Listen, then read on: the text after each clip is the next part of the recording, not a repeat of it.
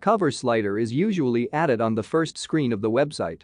It's a great way to present your company, its mission, and the services you offer. To add a cover slider, open the site editor. Click on the plus icon right beneath the header and navigate to the first screen section. Here's the custom cover slider we'll be working with. There are already 3 slides in the block by default, but you can add a new one by clicking on the plus button here. Click on the icon slides order to duplicate the existing slides or delete some of them. Next, there are already some elements added to each slide. You can customize these. For example, you can delete the unnecessary elements by clicking on the 3 dots here and choosing the relevant button. You can also add new elements. For that, click on the plus icon and select the elements from the list.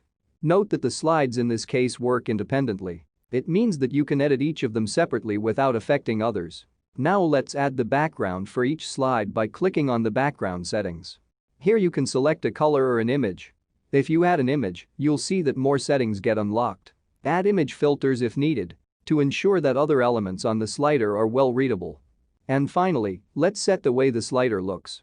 Click on the gear icon to open the block settings and navigate to the slider tab. Here you can choose the type of the controls and their color. Set the animation to your liking and also turn on the autoplay if needed. Keep the loop slides option turned on if you'd like them to go in a circle.